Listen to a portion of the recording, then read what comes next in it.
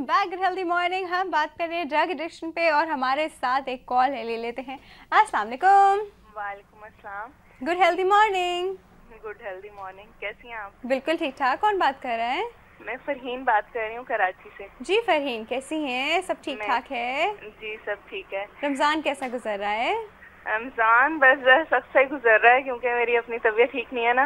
तो मैंने आपसे एक क्वेश्चन ये पूछना था कि आप मैंने आपसे ये कहना था कि किसी ऐसे मतलब कोई ऑर्थोपेडिक या किसी इस तरह के डॉक्टर को बुलाएं जो फाइब्रोमाइल्जिया पे कोई शो करें। फाइब्रोमाइल्जिया पे शो करें, ठीक है। कुछ पूछना चाह रही है फाइब्रोमाइल्जिया के बारे में? वैसे जी मैं ये पूछना चाह रही हूँ, मतलब मुझे ना 4 माह पहले डेंगू बुखार हुआ था और उसके बाद से फाइब्रोमाइल्जिया स्टार्ट हुआ है, मस्कुलर पेन ना, तो वो मुस्तकिल मेरे बाजू में, टांगों में और इसमें ना वो फाइब्रोमाइल्जिया से रिलेटेड ये सारा वो बस चल रहा है कि वो कभी किसी जॉइंट में दर्द होता है और वहाँ से दर्द किसी जॉइंट में।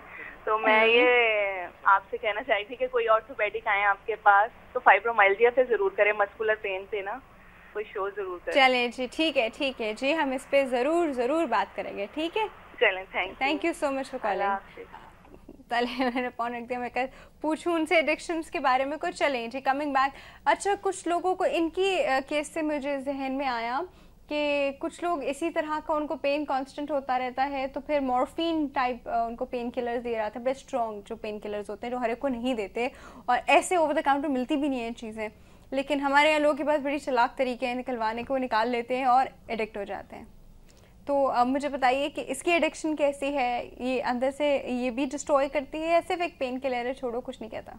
नहीं, देखिए मॉर्फिन तो एक ओपियम जिसको हम अफीम की फैमिली से है और जाहिर है कि उसकी एडिक्शन से वही सब अफेक्ट्स होते हैं। In fact it's a very strong जो है एडिक्टिव सब्सटेंस होता है ये।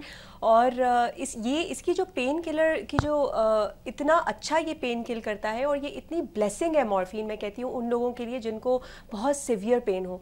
लेकिन वो जो सिवियरिटी ऑफ पेन है ना, ये डॉक्टर को डिसाइड करना चाहिए इस केस में, मॉर्फिन देने के केस में, क्योंकि ये सिर्फ कैंसर के पेशेंट्स को यूजुअली दी जाती है जो कि बिल्कुल लास्ट स्टेज में होते हैं। और हमें पता होता है कुछ जब वो गॉल ब्लैडर स्टोन और इस तरह के पेशेंट आते हैं, अक्यूट पेन जो होता है ना, जैसे कि बहुत सिवियर किस्म का पेन हो और वो बिल्कुल किसी भी चीज़ से ठीक नहीं होना, तो आपने एक इंजेक्शन उसका दे दिया, या फिर क्रॉनिकली अगर बहुत टाइम तक देना है तो ये सिर्फ कैंसर पेशेंट्स को दिया जाता है। उसके अलावा और कोई इंडिकेशन ऐसी नहीं बनती कि जिसमें जो है वो आपने ज़रा बोनी पेन्स हुए या आपके बॉडी पेन्स हुए और आपने जो है ना वो मॉर्फिन या उस तरह की ड्रग्स आपने रेगुलरली यूज़ करनी शुरू कर दी।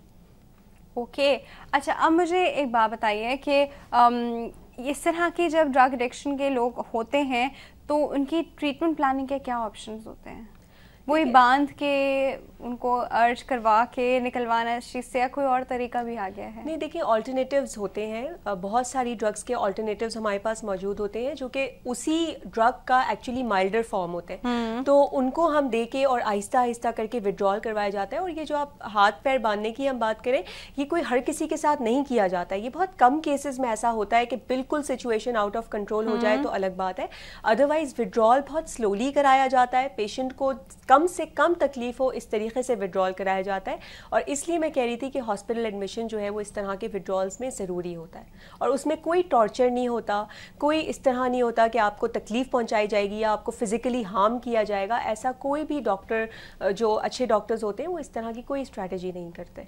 अच्छा, मारना पीटना करना पड़ता है? नहीं, मारना पीटना भी नहीं करना पड़ता है। अगेन डिपेंड, मारना पीटना तो इनफैक्ट बिल्कुल ही नहीं करना पड़ता है। हाँ, रिस्ट्रिक्शन ज़रूर करनी पड़ती है। ये ऐसा हो सकता है कि वायलेंट हो रहा हो पेशेंट या दूसरे को नुकसान पहुंचाने की कोशिश कर रहा हो तो फॉर द टाइम बीइंग उसको जो है ना वो रिस्ट्रिक्ट किया जाए, लेकिन ऐसा नहीं होता कि मारा पीटा जाता हो। ठीक है।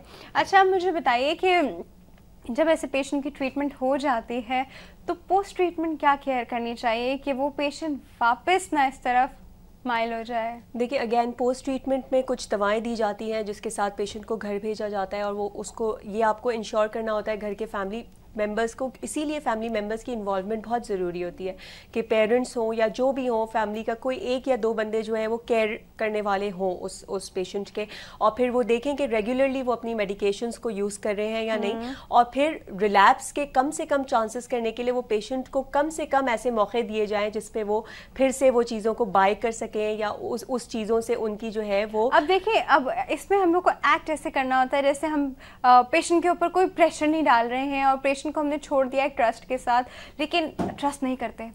तो लेकिन पेशेंट को ये फील कराना कितना इम्पोर्टेंट है कि हम उस पर आप ट्रस्ट कर रहे हैं। बिल्कुल ज़रूरी है कि आप पेशेंट से को ये वो कराएं, क्योंकि देखिए इसके साथ बिहेवियरल इश्यूज भी बहुत सारे एसोसिएटेड होते हैं ना, कि वो पेशेंट का बिहेवियर और कोई ना कोई एक्सटर्नल फैक्टर्स भी मौजूद होते हैं यूजुअली, कि कोई ना कोई घर में प्रॉब्लम्स होते हैं, कोई सोसाइटी में प्रॉब्लम्स होते हैं, कोई फ्रेंड सर्कल में इश्यूज होते हैं जिसकी वजह से पेशेंट जो है वो इसकी तरफ जाता है। तो जाहिर है उनको भी टेक केयर करना और उन सोशल इश्यूज को भी जिसकी वजह से ये प्रॉब्लम हो सकता है कि हुआ हो, उसको भी सॉल्व करने की कोशिश करनी चाहिए। सही। अच्छा, अब हम लोग थोड़ी सी इसकी प्रोग्नोसिस की बात करते हैं। इस ट्रीटमेंट का प्रोग्नोसिस क्या है और ये ट्रीटमेंट कुछ परमानेंट हार्म भी करता है? देखिए, परमानेंट हार्म तो जितना ड्रग करती है उतना तो कोई भी चीज़ नहीं कर सकती है ना, तो रिस्क एंड बेनिफिट्स तो आपको वे करने होते हैं। तो अगर कोई आप उसको मेडिसिन दे भी रहे हैं लॉन्ग टर्म के लिए जिससे वो उसकी आदत ये छूटे और उसका कोई साइड इफ़ेक्ट है भी, तो वो उससे तो कम होगा यकीनन जितना कि वो ड्रग का साइड इफ़ेक्ट है। तो वो तो एक बात है। दूसरा ये कि प्रोग्नोसिस अगेन डिपेंड करता है कि पहले ड्रग एडिक्शन में वो कितनी ले रहा था, किस क्वांटिटी में ड्रग ली जा रही थी, कौन सी ड्रग ली जा रही थी और कितने अरसे से वो ले रहा था, उस पर डिपेंड करता है प्रोग्नोसिस।